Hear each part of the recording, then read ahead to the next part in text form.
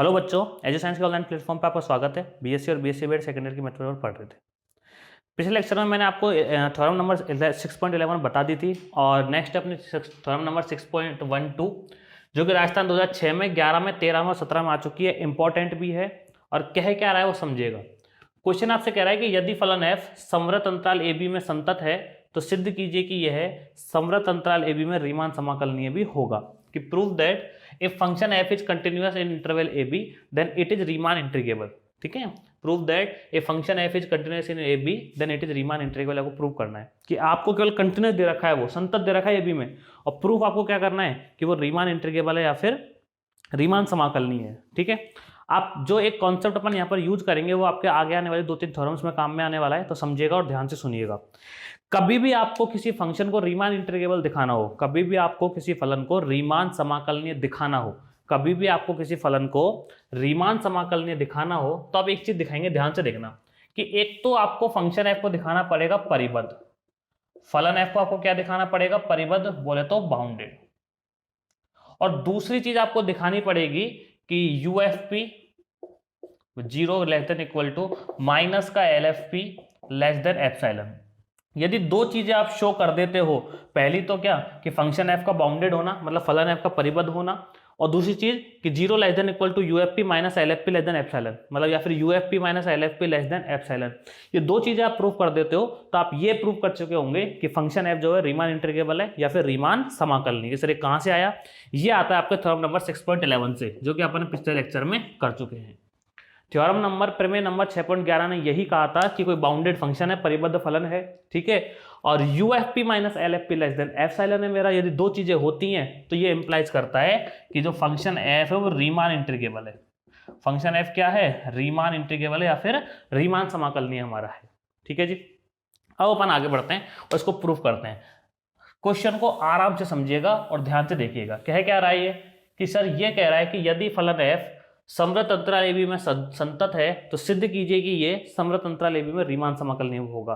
तो आपको कल इतना सा दे रखा है कि फंक्शन जो f है समवृत्त अंतराल ab में संतत है। ठीक है, कि फंक्शन f समवृत्त अंतराल ab में संतत है। इंग्लिश मीडियम वाला लिखना कि function f is continuous in close interval ab, function f is close interval ab। ठीक है, और साथ साथ एक चीज नोटिस करो, यदि ये इस अंतराल में संतत है, संतत होने का मतलब कि उसका ग्राफ टूटेगा नहीं। ठीक है ना, कहने का मतलब ये हुआ सिचुएशन मेरे पास ऐसी मिलेगी कि यहाँ पर पॉइंट ए है, यहाँ पर पॉइंट बी है, यहाँ से इसने बढ़ना चालू हुआ, यहाँ तक गया है। ठीक है, यहाँ से इसको यहाँ मिला दिया, ये मिला दिया, ये हमारा एफ ए है और ये हमारा क्या है, एफ बी है।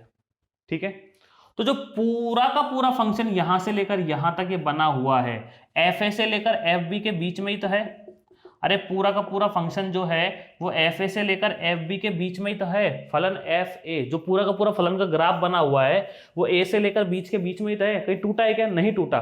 तो देखो F A less than equal to F X less than equal to F B, तो नीचे से तो उसको किसने कवर अप कर दिया? एफ ए ने। ऊपर से उसको किसने कवर अप किया? एफ बी ने। तो बीच में हमारा फलन कौन सा है? फंक्शन एफ है। तो ये क्या हो गया? बाउंडेड हो गया। ये क्या हो गया? बाउंडेड। या फिर आप ऐसे भी याद रख सकते हो कि कोई फलन एफ यदि संतत है, संतत है ना, तो परिबद्ध भी होगा, संतत है तो बाउंडेड भी होगा। तो आप लिख सकते हो कि function F is continuous in close interval A B, तो इंप्लाइज करके फलन एफ समवृत्त अंतराल ए बी में कैसा है? परिबद्ध भी है। कैसा है? परिबद्ध है बोले तो बाउंडेड है। ठीक है, यहां तक कि फलन एफ समवृत्त अंतराल ए बी में संतत है तो क्या होगा? ये परिबद्ध भी होगा, कंटिन्यूअस है तो बाउंडेड भी होगा। बना के मैंने आपको दिखा दिया किस तरीके से होगा। ठीक है, अब सुनो आगे। अब कोई फंक्शन f जब संतत होता है और बाउंडेड होता है, मतलब कोई फलन f यदि संतत भी है और परिबद्ध भी है तो वो एक समान संतत भी होता है। तो वो क्या होता है कि एक समान संतत भी होता है। कि सर ये एक समान संतत का मतलब क्या है? मैं समझाता हूं, रुकिएगा। एक समान संतत होगा, एक समान संतत यूनिफॉर्म कन्वर्जेंट, यूनिफॉर्म संतत मतलब कंटिन्यूअस, यूनिफॉर्म कंटिन्यूअस होगा। कि सर इसका मतलब क्या है? बेटा इसका मतलब ये है कि जैसे आपको दो पॉइंट दे रखे हैं अल्फा और बीटा, किसी क्लोज इंटरवल ए बी में आपको दो पॉइंट है अल्फा और बीटा। ठीक है, तो उनके रेस्पेक्ट में कि एफ अल्फा कि for every epsilon greater than 0 there exist delta greater than 0, किसी एप्सिलॉन ग्रेटर देन 0 के लिए डेल्टा ग्रेटर देन 0 इस प्रकार विद्यमान हो कि एफ अल्फा माइनस का F beta less than epsilon for all mod alpha minus beta less than delta, कि F alpha minus F beta less than epsilon for all alpha minus beta less than delta. अब sir alpha beta कहां से आए, आप चाहो देख सकते हो सर, अल्फा और जो बीटा है ना वो ई के हैं। ई कोई भी एक सेट है, कोई समुच्चय किसका, वास्तविक संख्याओं का।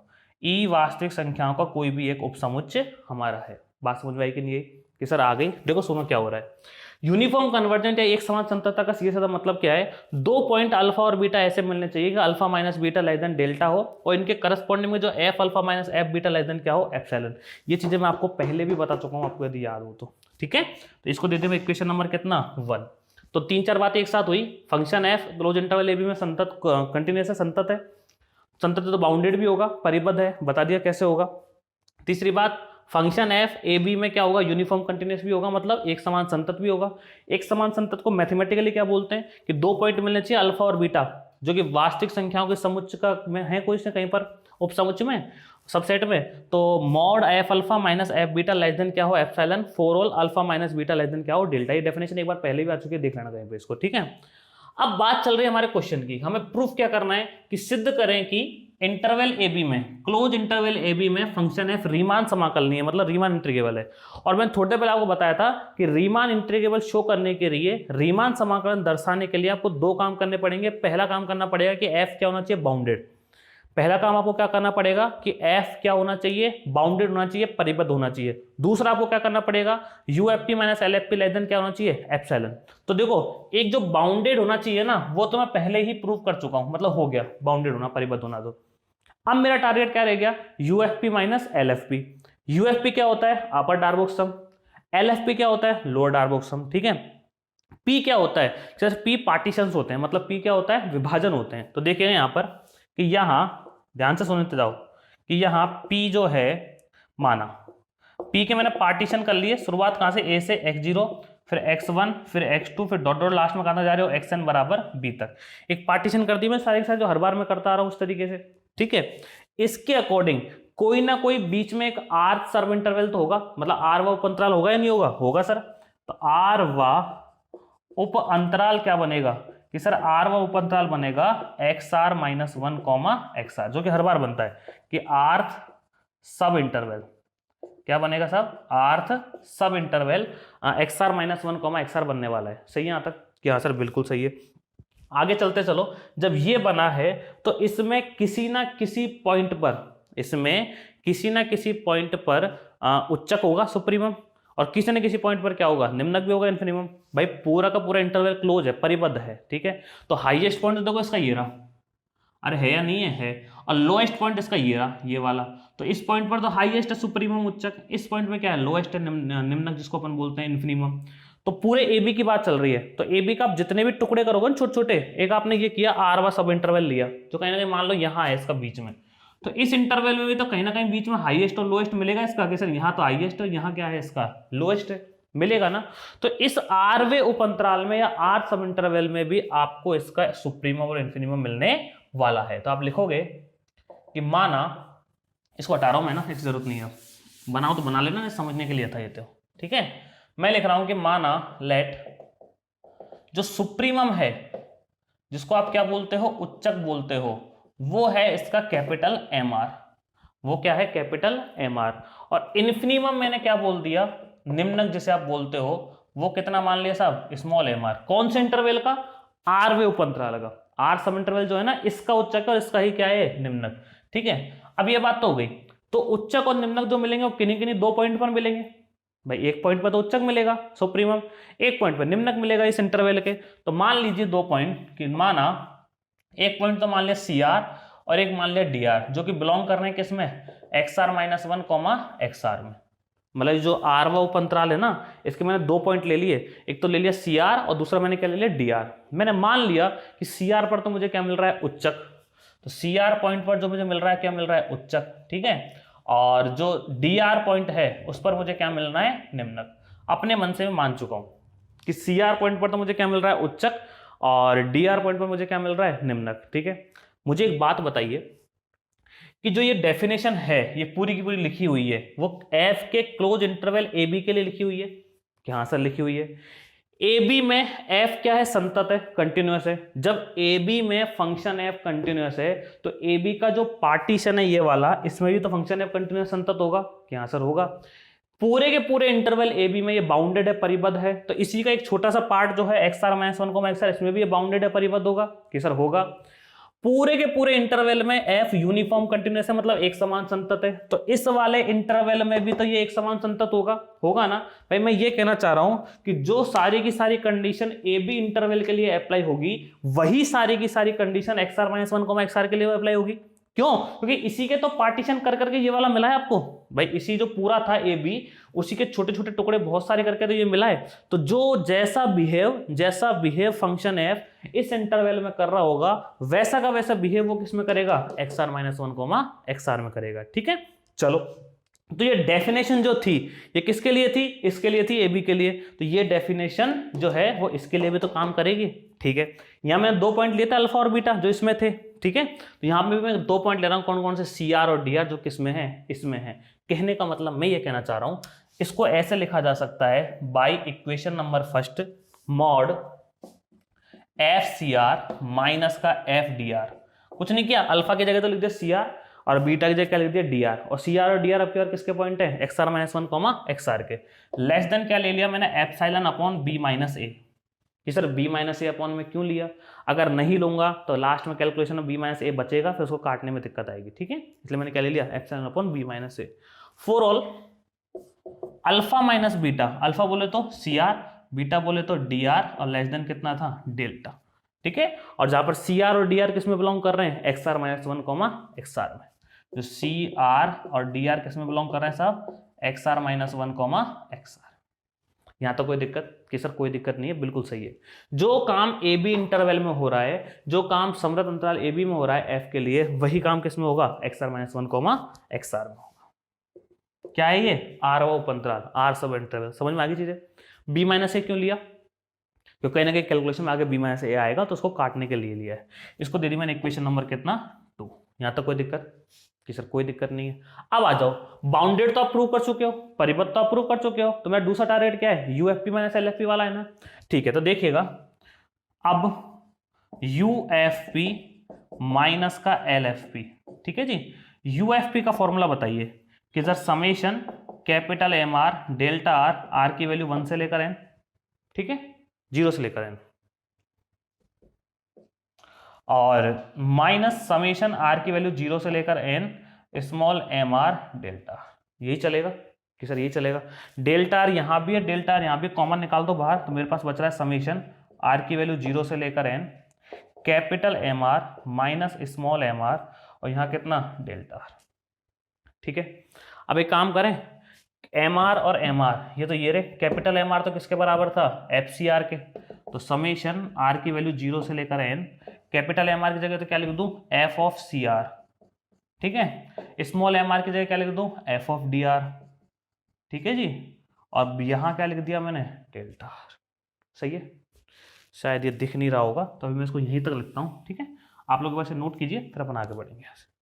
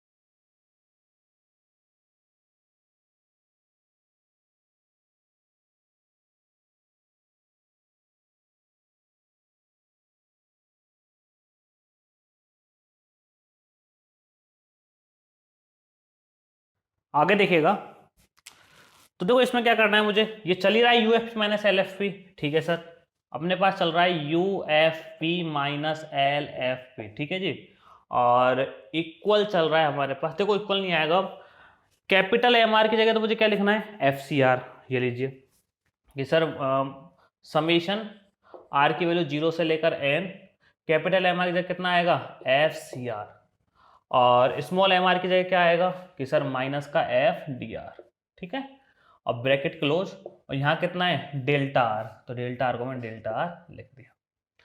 देखा जाए तो mod F C R minus F D R किससे छोटा है, epsilon upon B minus A से, तो वो ऑब्वियसली बात है यदि मॉड नहीं होगा तब भी वो छोटा ही आएगा, भाई इस पर मॉड लग रहा है ना, तो छोटा है epsilon upon B minus A से, मॉड नहीं होगा तो भी छोटा होगा epsilon upon B minus A से, तो इक्वेशन नंबर 2 का मैं क्या कर रहा हूँ यूज, तो इक्वल की जगह साइन आ जाएगा लेस देन समेशन आर की वैल्यू 0 से लेकर एन, कितना आएगा इसकी जगह कि sir epsilon upon B minus A, और डेल्टा आर की जगह क्या आएगा एक्स आर माइनस वन, ठीक है जी, तो ये चीज मैंने यहां पर लिख दी है। आगे देखो ध्यान से, आगे देखिएगा ध्यान से, चलो, तो less than epsilon upon B minus A को तो उठा के लिया है बाहर, समेशन आर की वैल्यू कहां से कहां तक 0 से लेकर है, ठीक है, एक्स आर माइनस वन, तो less than epsilon upon B minus A, जैसे ही आप इसे ओपन करोगे तो क्या लिखोगे, सबसे पहले 0 लिखोगे,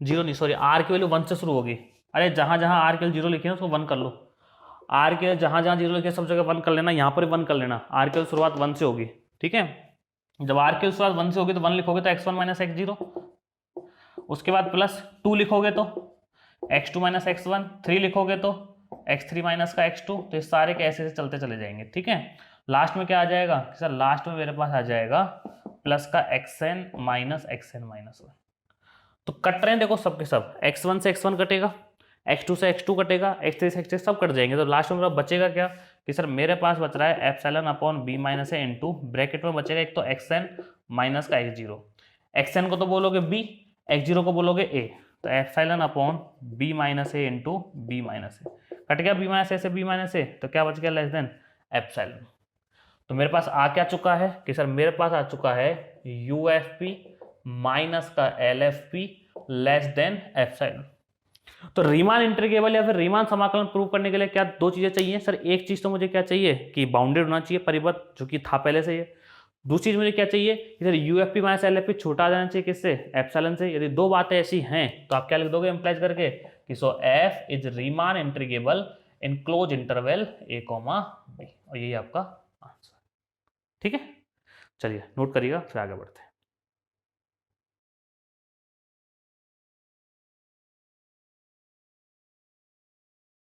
आगे देखिएगा, नेक्स्ट थ्योरम मेरे पास 6.13 जो कि बहुत ज़्यादा इंपॉर्टेंट है, राजस्थान 2003 में, 8 में, 12 में, 10 में, 14 में और 19 में काफ़ी बार आपसे पूछी जा चुकी है, ठीक है, क्या कह रहा है सुनिएगा कि प्रत्येक निर्दिष्ट फलन रीमान समाकलनीय होता है, every monotonic function is Riemann integrable, मतलब हर जो जितने भी फंक्शन है ना, जितने भी मोनोटोनिक मतलब एकदिष्ट मतलब या तो डिक्रीजिंग होंगे या फिर इंक्रीजिंग होंगे, या तो बढ़ते हुए या फिर घटते हुए, ठीक है, तो एवरी मोनोटोनिक फंक्शन कि every monotonic function is Riemann integrable, या फिर प्रत्येक एकदिष्ट फलन क्या होता है, रीमान समाकलनीय फलन होता है, ये अपन को प्रूव करना है, ठीक है।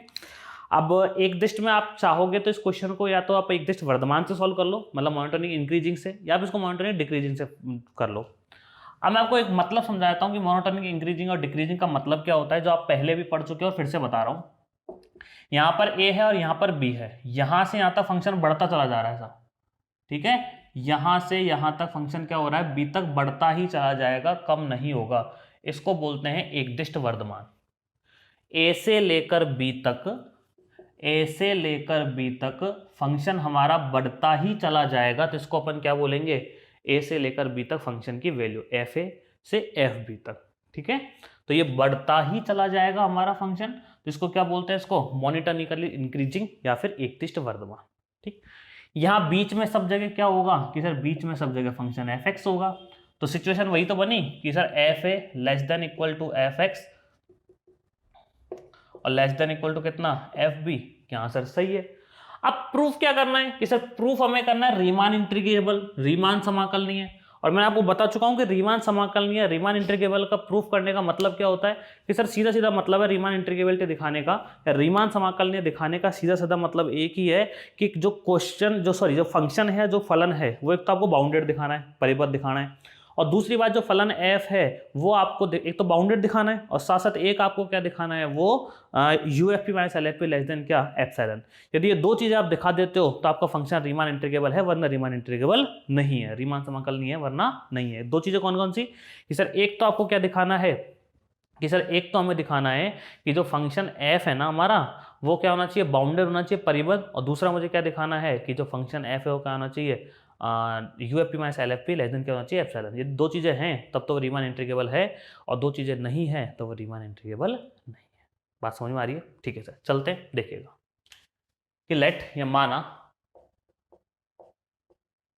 कि फंक्शन f इज मोनोटोनिकल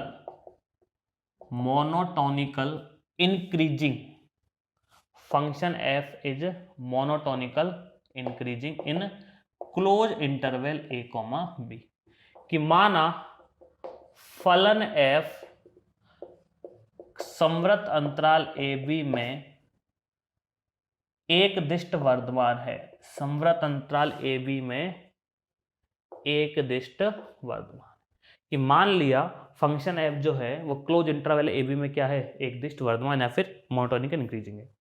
तो कंडीशन ये सही लिख रही है ना, तो सर क्या होगा कि sir fa less than equal to fx is less than equal to fb। ऐसी सिचुएशन है, मतलब जो फलन fx है ना, फंक्शन fx वो fa और fb के बीच में मतलब बाउंडेड हो गया, नीचे से fa ने बाउंडेड कर दिया, ऊपर से fb ने बाउंड कर दिया ऐसे, तो इंप्लाई करके क्या लिखोगे कि सो fx इज बाउंडेड, मतलब साहब फलन हमारा कैसा है, परिबद्ध है, लिख देना फलन हमारा कैसा है, परिबद्ध है। बात तो समझ में आ गई कि सर आ गई, फलन हमारा कैसा है, परिबद्ध है। अब आगे सुनिएगा आप ध्यान से इस चीज को कि सर परिबद्ध तो आपने दिखा दिया, ठीक है कि सर परिबद्ध है। दूसरी मुझे क्या दिखानी है, UFP माइनस LFP क्या होना चाहिए, लेस देन एप्सिलॉन होना चाहिए। तो सुनो कि माना मैंने पार्टीशन मान लिए, क्या वही a बराबर तो x0, अगला x1, फिर x2, डॉट डॉट बीच में कहीं xr माइनस 1 आएगा, फिर xr आएगा, फिर डॉट डॉट डॉट लास्ट में xn माइनस 1 और xn बराबर b तक। तो a से लेकर b तक आपने पार्टीशन कर लिए। r व उप अंतराल क्या बनेगा, r व उप अंतराल क्या बनेगा कि सर ये बनेगा xr माइनस 1 xr, r सब इंटरवल, ये क्या बन गया आपके पास, r सब इंटरवल बन गया, ठीक है। अच्छा मुझे बताओ कि इंटरवल कोई सा भी हो, आप टुकड़े कितने भी कर लो, आप टुकड़े कितने भी कर लो इसके, तो इनकी हर इंटरवल की लेंथ निकलेगी, मतलब लंबाई निकलती है ना अंतरालों की, डेल्टा आर। भाई डेल्टा आर क्या होता है कि सर डेल्टा आर हमारा होता है कि sir XR minus XR minus 1, delta R क्या होता है, XR माइनस XR माइनस, क्या है ये, इस आरवे उप अंतराल की लंबाई, किस length of R sub interval, है या नहीं है। तो कोई सा भी अंतराल आप ले लो, उसका आप कोई से भी डिस्टेंस निकाल लो दोनों के दोनों, तो किसी ना किसी पॉइंट से किसी न किसी नंबर से छोटे वो आएंगे। भाई लंबाई जो है इन्फिनिट तो हो नहीं सकती, भाई इन्फिनिट लंबाई तो हो नहीं सकती, लंबाई जो रहेगी कोई ना कोई पर्टिकुलर नंबर तो रहेगा, कोई ना कोई संख्या तो रहेगी लंबाई जब निकालोगे। आपने कोई सा भी इंटरवल उठा लिया, ये उठा लिया x1 x2 x0 x1 उठा लिया, xn माइनस 1 xn उठा लिया, xr माइनस 1 xr उठा लिया, आप किसी भी इंटरवल के किसी भी अंतराल की जब आप लंबाई निकालोगे ना तो किसी से छोटी रहेगी। तो मान लेते हैं कि जो XR माइनस XR-1 है, इसकी जो लंबाई है डेल्टा आर वो छोटी है किससे, एप्सिलॉन से। क्या कर लिया मैंने, मान लिया लेट कि जो डेल्टा आर है ना XR माइनस XR-1 वो एप्सिलॉन से क्या है, छोटा है। डेल्टा आर जो XR माइनस XR-1 है वो एप्सिलॉन से क्या है, छोटा है। अब इसको सर एप्सिलॉन ही मानोगे क्या, नहीं, इसको मैं एप्सिलॉन नहीं मान के इसको मैं एप्सिलॉन अपॉन FB माइनस का FA प्लस का 1 मान रहा हूं। क्या मान रहा हूं इसको मैं, epsilon upon FB minus FA plus का 1, ठीक है। फिर क्यों मान रहे हो ऐसा, वही बेटा बार बार एक ही आंसर कैलकुलेशन की सुविधा के लिए। लास्ट में कहीं जाके क्या आएगा, एप्सिलॉन के साथ में FB माइनस FA प्लस 1 या FB माइनस FA आएगा, ठीक है। मुझे छोटा दिखाना पड़ेगा, तो काटने पीटने का सिस्टम, सीधी सीधी बात ये है। इसका जो रीजन है वो आपको लास्ट में जाके थ्योरम के पता लग जाएगा। यदि मैं इसे यहाँ नहीं मानता हूँ, आप मत मानो, कंपलसरी नहीं है, मानना ही पड़ेगा, कंपलसरी नहीं है कि सर मानो ही इसको, मत मानो, आप इसको छोड़ दो, आप ओनली एप्सिलॉन लेके चलो, ठीक है। लेकिन लास्ट में क्या होगा, एक्स्ट्रा बचेगा, फिर वहां अपन को हटाना पड़ेगा इसे। तो इसे चाहिए अभी से लेकर चलते हैं, तो वहां अपन को दिक्कतें नहीं आएंगी और चीजें अपन को बिल्कुल एग्जैक्ट समझ में आने लग जाएंगी, ठीक है। तो मैंने माना कि कोई भी इंटरवल जो है ना, कोई सा भी अंतराल जो है, उसकी जो लंबाई है वो इससे छोटी है, कुछ ना कोई नंबर से छोटी होगी, सीधी सीधी बात है। जितनी लंबाई बढ़ेगी उतना लंबाई ये बढ़ जाएगा, जितनी छोटी ये होगी उतना छोटा ये होता चला जाएगा। ठीक है सर, अब देखिए ये बात तो क्लियर हो गई, यहाँ तक कोई दिक्कत थोड़ी है कि सर कोई दिक्कत नहीं आता। आगे बढ़ते हैं। अब एक दिष्ट वर्धमान यदि फलन ये हमारा है, एक दिष्ट वर्धमान का मतलब वैल्यू कम से ज्यादा होगी। एक दिष्ट वर्धमान या मोनोटोनिक इंक्रीज का मतलब है वैल्यू कम से क्या होगी, ज्यादा होगी। जब वैल्यू कम से ज्यादा होगी तो सबसे पहला पॉइंट तो क्या होगा, इन्फिनिमम होगा। सबसे पहला पॉइंट तो क्या होगा, इन्फिनिमम, और सबसे लास्ट वाला पॉइंट क्या होगा, सुप्रीमम या फिर उच्चक होगा। सबसे पहला जो पॉइंट है वो तो क्या होगा, इन्फिनिमम, और सबसे लास्ट वाला पॉइंट क्या होगा, सुप्रीमम या फिर उच्चक। बात समझ में आई नहीं आ रही? अरे मोनोटोनिक इंक्रीजिंग फंक्शन अपन मानकर चल रहे हैं, एक दिष्ट वर्धमान फलन अपन मानकर चल रहे हैं, तो शुरुआत में सबसे पहले पर तो वैल्यू क्या होगी, सबसे छोटी होगी, और सबसे लास्ट वाले पर वैल्यू क्या होगी, सबसे बड़ी होगी। ठीक है, तो इसका मतलब एफ ए जो होगा इसका क्या होगा, इन्फिनिमम होगा, और एफ बी इसका क्या होगा, सुप्रीमम होगा। यहां पर वैल्यू सबसे कम होगी और वहां पर वैल्यू सबसे ज्यादा होगी। ये बातें समझ में आ गई कि हाँ सर समझ में आ गई? ठीक है, तो लिखते हैं अपन, तो सुप्रीमम क्या, कैपिटल एम आर कहां मिलेगा, एफ बी पर मिलेगा। क्यों? क्योंकि ये मोनोटोनिक इंक्रीजिंग फंक्शन है, एक दिष्ट वर्धमान, नीचे से ऊपर बढ़ती जाएगी तो एफ बी पर हाईएस्ट मिलेगा, एफ ए पर लोएस्ट मिलेगा। ठीक है, और इन्फिनिमम जो होगा, जिसको आप क्या बोलते हो, निम्नक, स्मॉल एम आर, वो क्या होगा, एफ ए हो जाएगा।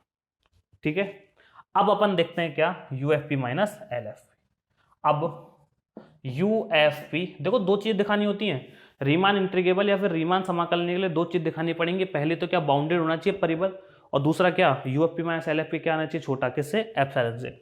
You F P minus L F P, ठीक है जी। यू एफ पी का फॉर्मूला कि सर समेशन आर की वैल्यू 1 से लेकर N, capital M R delta R आएगा, और माइनस करोगे L F P, summation R की वैल्यू 1 से लेकर N, small M R delta R आएगा। तो मैंने डेल्टा आर ले लिया कॉमन, और मैंने क्या लिख दिया, small M R minus capital M R minus small M R delta R. कोई दिक्कत कि सर कोई दिक्कत नहीं है। इक्वल में कैपिटल एम आर क्या है कि सर एफ बी है, स्मॉल एम आर क्या है, एफ ए है, तो ये बाहर आ जाएगा कि हाँ सर ये तो बाहर आ जाएगा, F B minus F. Summation के अंदर क्या बचने वाला है कि सर समीशन के अंदर बचेगा आर की वैल्यू 1 से लेकर एन, डेल्टा आर को बोले तो कि sir X R minus X R minus, delta R क्या होगा, एक्स आर माइनस 1। ये मैंने थोड़ी देर पहले भी सॉल्व किया था, आपको याद हो तो, बी माइनस ए आया था, ये क्या आया था, ये बी माइनस ए आया था। ठीक है, तो क्या लिखोगे, एफ बी माइनस का F A, F B minus का कितना है साहब, एफ ए। या फिर अपन एक काम नहीं करें क्या, ये जो लिखा हुआ है ना इसको, ये वाला है देखो, एक्स आर माइनस 1 को छोटा लेके चल रहा हूं मैं, epsilon upon F B minus F A plus 1 से, तो इसको यही लिखो। क्या लिखूं इसको, चिन्ह किसका लगा दो, लेस देन का, epsilon upon F B minus का एफ इक्वे और प्लस 1। इक्वेशन नंबर कौन सी यूज कर ली मैंने, फर्स्ट। बात समझ में आई कि नहीं आई? अरे सिंपल देखो, U F minus L F P इधर है ही, ये वाला ये रहा, समेशन इसकी वैल्यू जो है, ये वाली जो है, ये वैल्यू किससे छोटी है कि सर ये epsilon upon F B minus F A plus 1 से छोटी है, तो वही मैंने यहाँ पर लिख दी, epsilon upon F B minus F A plus 1। अब एक चीज नोटिस करो, ध्यान से देखिएगा, कि जो भिन्न लिखी हुई है, ये तो इसका हर है, और ये इसका क्या है, अंश। ये तो है हर, और ये क्या है, इसका अंश। ये डिनोमिनेटर है, न्यूमरेटर है। बड़ा कौन है कि सर डिनोमिनेटर बड़ा है, ये क्या है, डिनोमिनेटर बड़ा है, मतलब हर इसका क्या है, बड़ा, अंश इसका क्या है, छोटा। तो जिस भिन्न का हर बड़ा होता है, जिस फ्रैक्शन का डिनोमिनेटर बड़ा होता है, वो फ्रैक्शन अपने आप में क्या हो जाती है, छोटी हो जाती है ना 1 से। तो ये वैल्यू किससे छोटी है, 1 से। ये वैल्यू किससे छोटी है, 1 से, मतलब वैल्यू एप्सिलॉन से छोटी है। कोई चीज़ यदि एप्सिलॉन से छोटी है तो वो एप्सिलॉन छोटी तो होनी ही है, मतलब आप क्या लिख दोगे यहाँ पर कि sir U F P minus का L F P less than होगा एप्सिलॉन। तो इसका मतलब क्या हो गया कि एफ जो है ना वो रीमान इंटीग्रेबल है, लिख लीजिए। ठीक है, नोट कीजिए।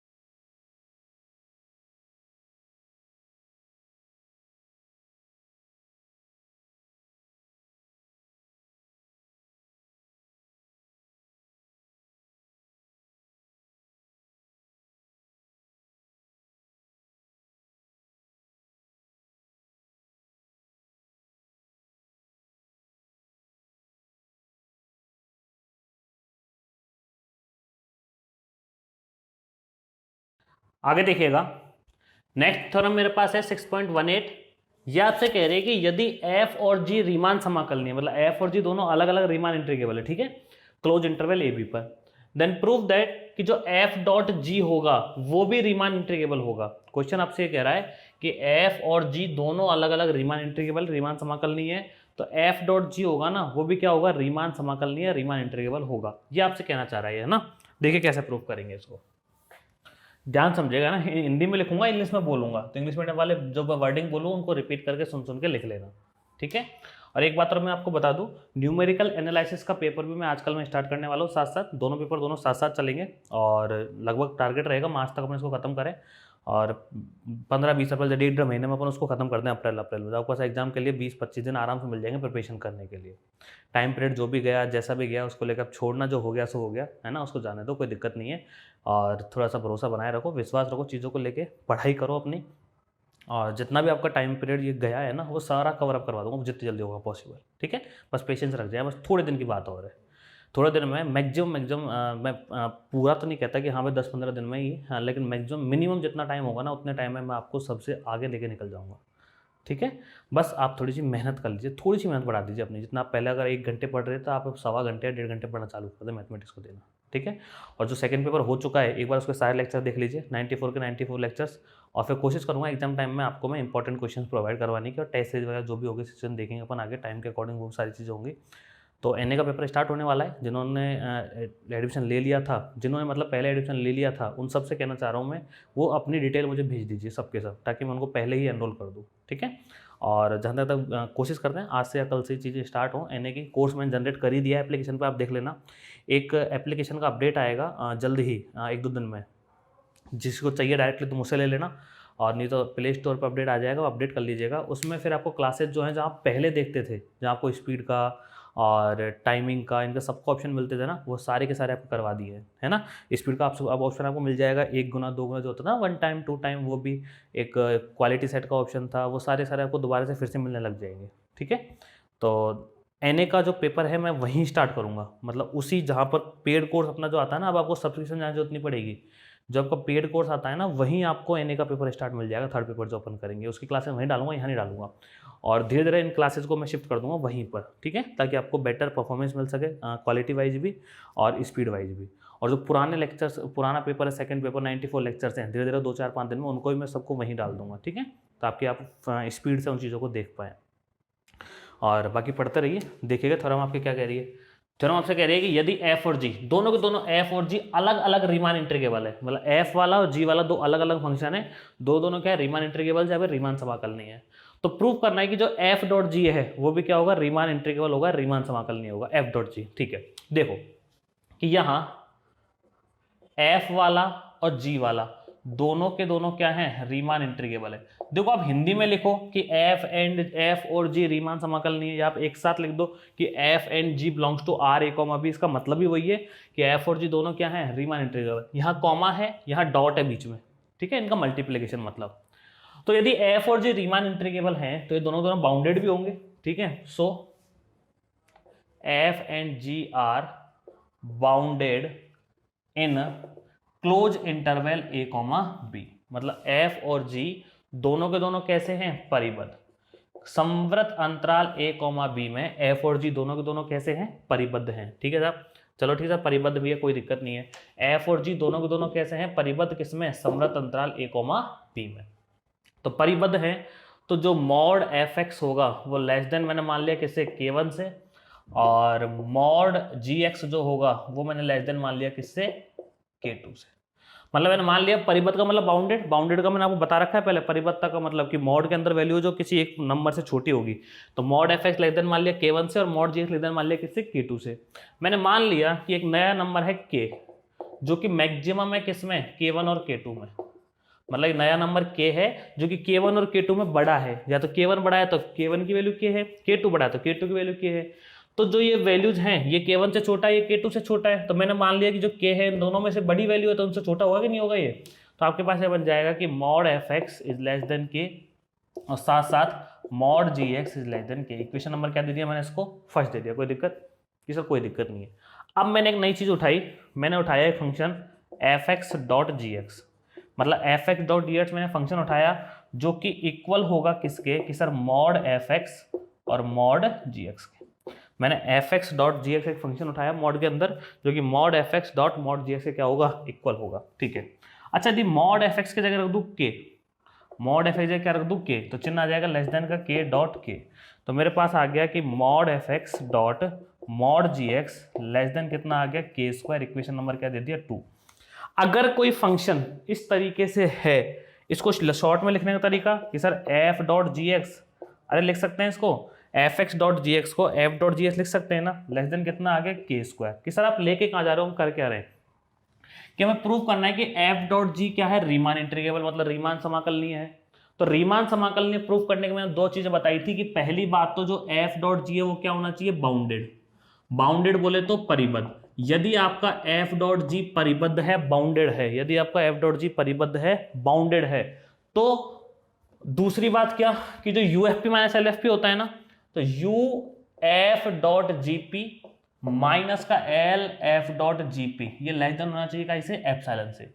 यदि ये 2 बातें मैं प्रूफ कर देता हूं, एक तो बाउंडेड और एक यूएफपी माइनस एलएफपी, अब एफ की जगह एफ डॉट जी है तो एफ डॉट जी आ गया वहां पर। यदि ऐसा हो जाता है तब तो वो हमारा रीमान समाकलनीय है, वरना रीमान समाकलनीय रीमान इंटीग्रेबल नहीं है। तो बाउंडेड तो मैंने दिखा दिया, देखो F dot G X less than आ गया के स्क्वायर से, तो ये कैसा है, एफ डॉट जी बाउंडेड है। एफ डॉट जी कैसा है सर, बाउंडेड है, मतलब परिबद्ध है।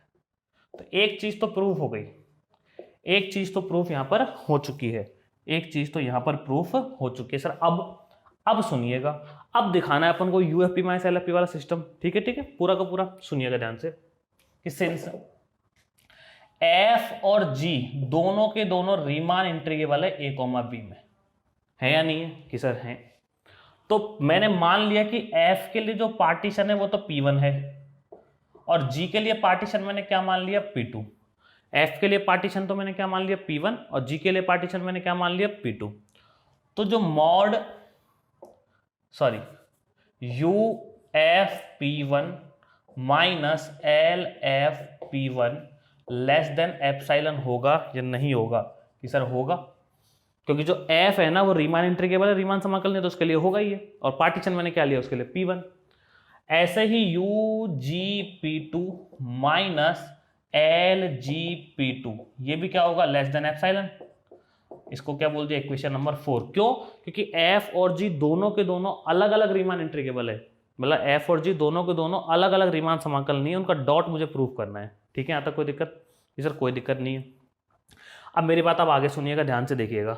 मान लेते हैं कि जो P है वो P1 यूनियन P2 है। P क्या है, P1 यूनियन P2, जो कि पार्टीशन कैसे कर रहा है कि सर पहले A इक्वल टू x0 फिर x1 फिर x2 dot dot dot xn equal to b, इस तरीके क्या कर रहा है पार्टीशन। ठीक है, यहां से एक नई चीज सीखने को मिलेगी और ध्यान से सुनिएगा उस चीज को। ठीक है ना, P1 यूनियन P2 का मतलब क्या है कि जो P है ना, P जो है उसमें P1 तो है ही, और साथ साथ P2 का भी कुछ हिस्सा उसमें है। P जो है वो उसमें P1 तो है ही, साथ साथ P2 का भी उसमें कुछ हिस्सा है। ठीक है, उसी प्रकार P2 जो है ना वो तो है ही P में, साथ साथ उसमें P1 का भी कुछ पार्टीशन है।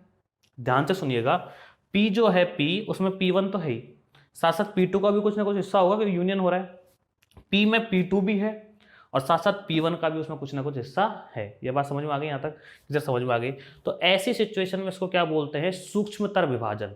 P को ऐसी सिचुएशन में क्या बोलते हैं, सूक्ष्मतर विभाजन। तो कि P जो है ना वो P1 व P2 का सूक्ष्मतर विभाजन है, P1 व P2 का सूक्ष्मतर विभाजन है। कि सूक्ष्मतर विभाजन को इंग्लिश में क्या बोलते हैं, इसको बोलते हैं रिफाइनमेंट पार्टीशन। क्या बोलते हैं, P is refinement partition of P1 and P2। P is refinement partition of P1 and P2। P जो है वो P1 और P2 का क्या है, सूक्ष्मतर विभाजन।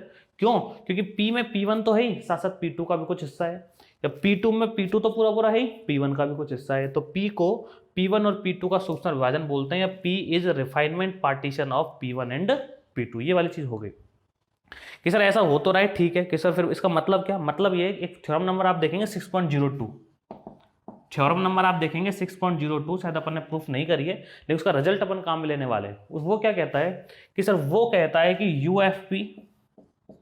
UFP less than equal to होगा यूएफपी1 के। ठीक है, ध्यान से सुनिएगा हो क्या रहा है, ध्यान से सुनिएगा, है ना। एक काम करते हैं, थ्योरम को एक बार आप यहां तक मैंने इसको लिखा है ना, इसको मैं आपको एक अलग समझाऊंगा थ्योरम को, आप एक बार इसको यहाँ तक नोट कर लीजिए, फिर थ्योरम को समझाते हुए फिर अपन आगे बढ़ेंगे, है ना। मैं थ्योरम को आप बताऊंगा कि रिफाइनमेंट को कैसे डिफाइन करना है, कैसे सिचुएशन लिखनी है, लिखिएगा।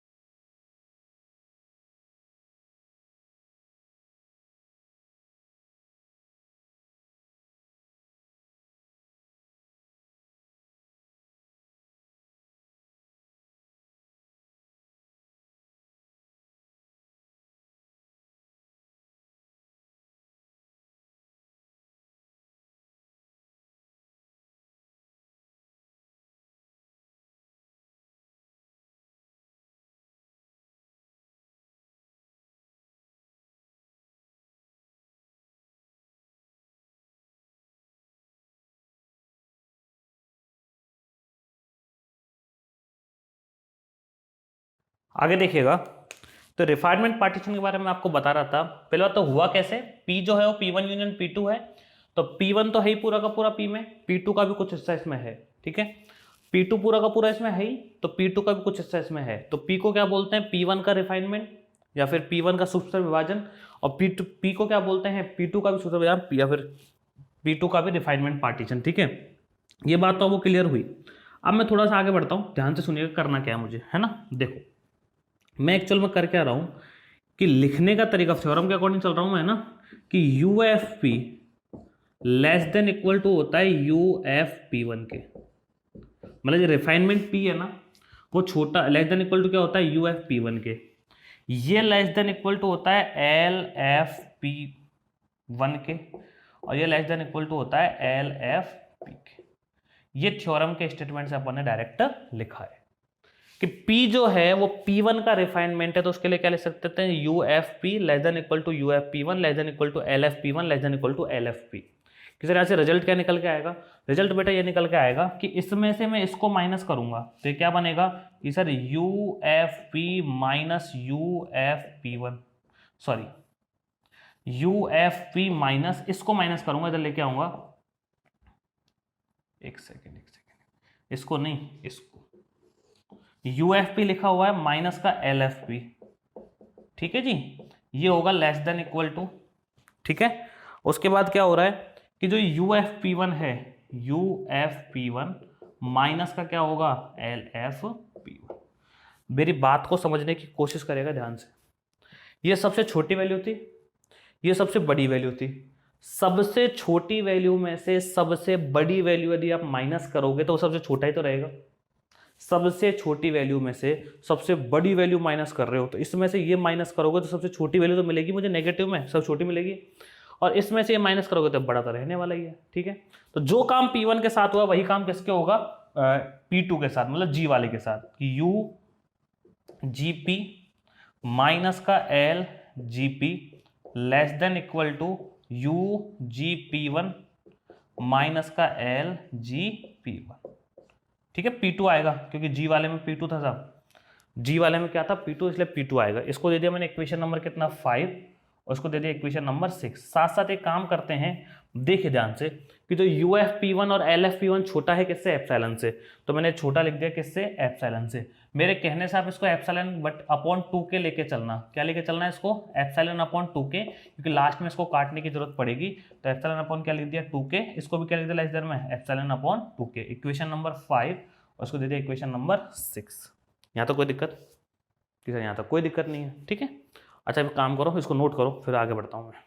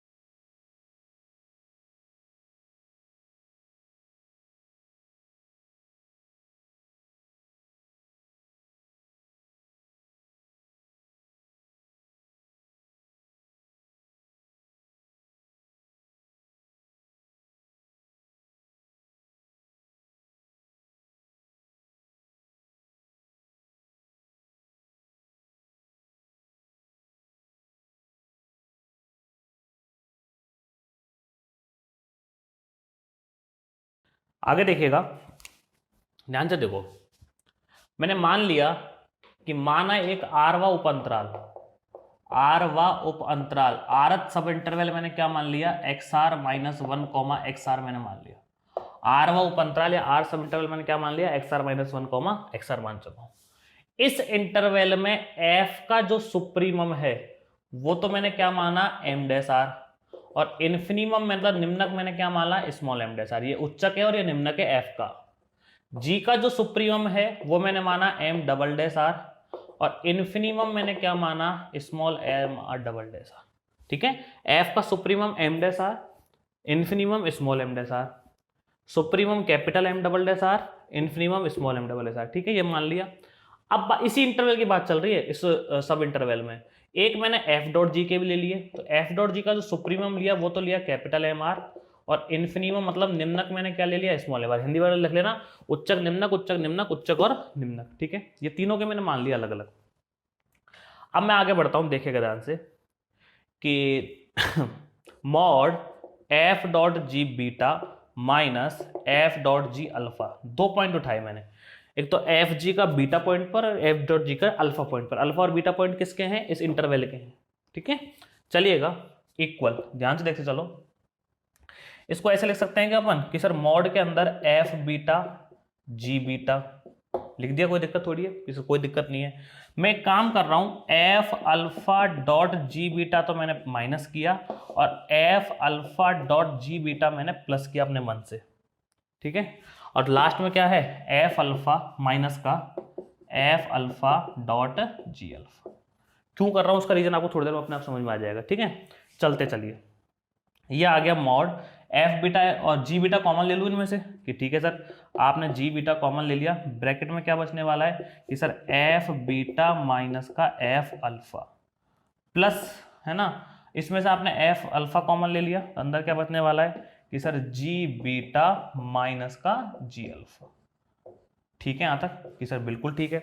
मॉड को अलग अलग कर दूं सब पे, तो लेस देन इक्वल टू का साइन आ जाएगा कि सर साइन आ गया लेस देन इक्वल टू का, मॉड हो गया G beta mod F beta minus का एफ अल्फा। ठीक है, प्लस मॉड हो गया एफ अल्फा, फिर आ गया मॉड जी बीटा माइनस का जी अल्फा।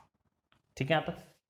अब अल्फा और बीटा जो पॉइंट हैं वो किसके हैं कि सर अल्फा और बीटा जो पॉइंट है ना वो हमारे पॉइंट है इस इंटरवल में, एक्स आर माइनस वन को एक्स आर में। भाई अल्फा और बीटा जो पॉइंट हैं वो किस में है, इंटरवल में। ठीक है ना, किसके इंटरवल में, इस interval X R minus one को एक्स आर में।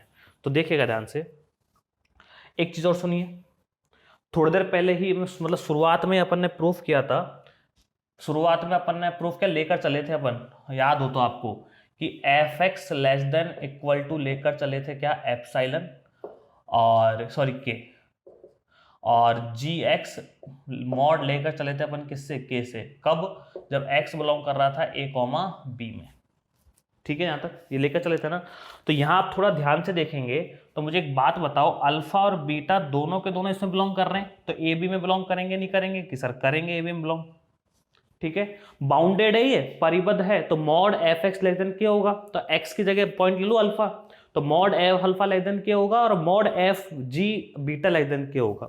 मतलब जो मॉड जी बीटा लिखा हुआ है इसकी जगह आप के लिख सकते हो, मॉड के अंदर F beta minus F alpha, plus इसकी जगह भी आप के लिख सकते हो, तो मॉड के अंदर जी बीटा माइनस का जी अल्फा। तो ये सिचुएशन मैंने पूरी की पूरी यहां पर लिख चुका हूं। ठीक है, और थोड़ी देर पहले ही अपन प्रूफ कर चुके हैं, बताऊंगा क्या प्रूफ किया है, वो किया था ना कि mod F alpha minus F beta less than epsilon upon 2 के मैं लेकर चल रहा था, तो आप वो भी आएगा धीरे धीरे सारी चीजें, आप वैसे नोट कीजिए, फिर अपन आगे बढ़ते हैं।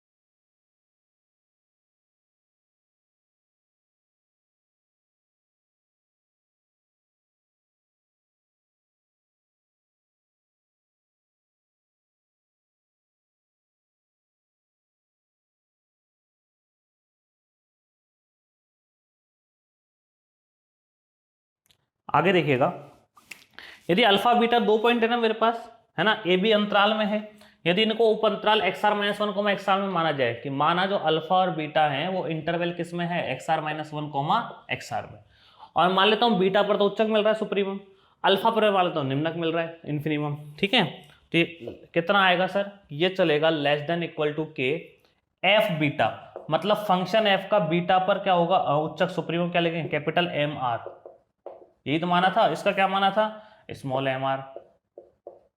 ठीक है, प्लस का साइन आएगा, क्या लिखोगे के, इसके लिए क्या मानोगे, आपने क्या माना था, capital M double dash R, इसके लिए क्या मानोगे कि जी अल्फा को क्या लिखोगे, small M double dash R. एक चीज मैं आपको बताता हूं कि यहां अपन सबके हाईएस्ट और लोएस्ट वैल्यू ले रहे हैं, मतलब बीटा पॉइंट पर हाईएस्ट वैल्यू ले रहे हैं, अल्फा पॉइंट पर लोएस्ट वैल्यू ले रहे हैं। तो इधर जो चल रहा था, इधर क्या चल रहा था आपको याद हो तो, कि सर इधर चल रहा था हमारा कि you F dot ji, sorry F dot ji alpha, F dot ji beta minus F dot ji alpha चल रहा था इधर तरफ, उसकी भी हाईएस्ट वैल्यू मैंने क्या ले ली, कैपिटल एम आर माइनस का स्मॉल एम आर। क्या लिखा मैंने, कैपिटल एम आर माइनस का स्मॉल एम आर, ये मैंने इधर उसकी तरफ लिख दिया। ठीक है, मॉड के अंदर क्या लिख दिया मैंने, मॉड के अंदर। आगे चले, क्या आंसर चलिएगा, कुछ नहीं किया मैंने, जितने भी पॉइंट ले गए थे ना बीटा अल्फा, तो बीटा पर तो मैंने हाईएस्ट वैल्यू ले लिया, अल्फा पर मैंने लोएस्ट वैल्यू ली है, तो जहां जहां बीटा है तो फंक्शन एफ का highest value M dash R, alpha है तो लोएस्ट एम डैट आर। ठीक है, जी बीटा है तो बीटा पर जी की highest value M double dash R, और अल्फा है तो अल्फा पर जी की लोएस्ट वैल्यू कितनी, एम डबल डैश आर मैंने लिख ली है। ठीक है ना, चलिएगा आगे, तो ये आ गया मॉड के अंदर कैपिटल एम आर माइनस का small M R less than K M dash R minus M dash R plus K M double dash R minus का small M double dash R. Equation number जो भी थी आप देख लेना, इसको मैं ए दे रहा हूं, है ना, पीछे वाली याद नहीं क्या थी। ठीक है, अब अपन आगे बढ़ते हैं और ध्यान से सुनिएगा। ठीक है, प्रूफ ये करना है कि you F dot G P minus L F dot G P less than क्या होना चाहिए, एप्सिलॉन होना चाहिए। तो चलते चलिए, अब U F dot G P minus का L F dot G P, ठीक है, equal U F dot G P का फॉर्मूला इधर समेशन आर की वैल्यू 1 से लेकर एन। ठीक है, एफ डॉट जी की बात चल रही है ना, एफ डॉट जी की बात चल रही है, तो क्या आएगा कि sir capital M R delta R minus summation R की वैल्यू 1 से लेकर N small M R delta. मैंने एक काम किया, आर की वैल्यू 1 से लेकर N capital M R minus का स्मॉल एम आर लिखा, और बाहर क्या लिख दिया मैंने, डेल्टा लिख दिया। कोई दिक्कत है कि सर, कोई दिक्कत नहीं है। M R minus M R ये रहा ना, मॉड में है, यहाँ मॉड में नहीं है, वैसे ये वैल्यू छोटी है तो मॉड वाली भी छोटी रहेगी, सीधी सी बात है। इसकी जगह लिखा जा सकता है ये पूरा का पूरा, यहाँ से लिख सकते हैं, साइन किसका आ जाएगा, लेस देन इक्वल टू का समेशन आर की वैल्यू 1 से लेकर एन, क्या लिखूँ इसकी जगह, एक तो के यहाँ भी है और के यहाँ भी है, तो के लिया, कितना लिखूँ कि sir capital M dash R minus का स्मॉल एम डैश आर और प्लस का के इस capital M double dash R minus का small M double dash R, और बाहर कितना लिखूंगा कि सर बाहर लिखूंगा मैं डेल्टा आर, मतलब X R minus X R minus.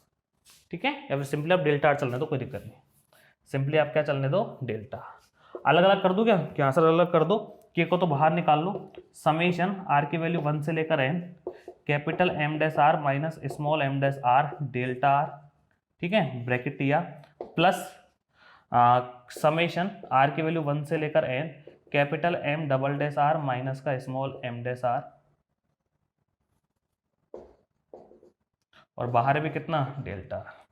ठीक है, ये क्या होगा सर, ये होगा you F P minus L F P, देख लो भले, चेक कर लेना, ये हमारा होगा you F P minus L F P, के तो बाहर, you F P minus L F P 1, ये वाला, क्यों, क्योंकि किसके हैं, एफ के हैं दोनों के दोनों, तो एम डैश आर के साथ डेल्टा आर आएगा तो यू एफ पी बन जाएगा, स्मॉल एम डैश आर के साथ डेल्टा आर आएगा तो एल एफ पी बन जाएगा। ठीक है, प्लस का साइन, प्लस का साइन, उसके बाद क्या आएगा कि सर उसके बाद आएगा ये वाला, ये क्या बनेगा, जी के लिए, क्योंकि एम डबल डैश है, ये एम डबल डैश किसके, जी के लिए थे, तो ये बनेगा कितना, U G P two, U G P two minus का एल जी पी टू। ठीक है साहब, ये सर बिल्कुल ठीक है। ये छोटा किससा था, एप्सिलॉन अपॉन 2k से, अरे ये छोटा किससे था, एप्सिलॉन अपॉन 2k से, और ये छोटा किससे था, ये भी एप्सिलॉन अपॉन 2k से छोटा था। देख लेना कौन सी इक्वेशन थी, ठीक है। तो कितना हो गया, लेस देन में k ब्रैकेट में एप्सिलॉन अपॉन k से k कट गया, तो आपके पास क्या बचा कि sir u f dot G P minus का l f dot G P less than क्या आ चुका है, एप्सिलॉन, और यही मुझे प्रूव करना था। सो f डॉट जी बी क्या है, रीमान इंटीग्रेबल है। आसान थ्योरम है, आसान, बिल्कुल आसान है, कोई टफ नहीं है। बस इतना चाहिए आपको, एक एक दो दो तीन तीन बार इसको देखना पड़ेगा कम से कम, ठीक है। थोड़ी बड़ी है, कोई दिक्कत वाली बात नहीं है, एक दो तीन बार देखिए। और ये बात ध्यान रखिए, किसी भी फंक्शन को रीमान इंटीग्रेबल या रीमान समाकलन दिखाने का सीधा कॉन्सेप्ट क्या है, उसको बाउंडेड दिखा दो, परिबद्ध दिखा दो, और उसको आप क्या दिखा दो, यूएफपी माइनस एलएफपी क्या होना चाहिए, लेस देन एप्सिलॉन। पूरे को एक बार फिर से देखिए, कोई डाउट रहे तो मुझसे डिस्कस करिएगा, ठीक है। चलिए मिलते हैं फिर नेक्स्ट क्लास में। Thank you very much.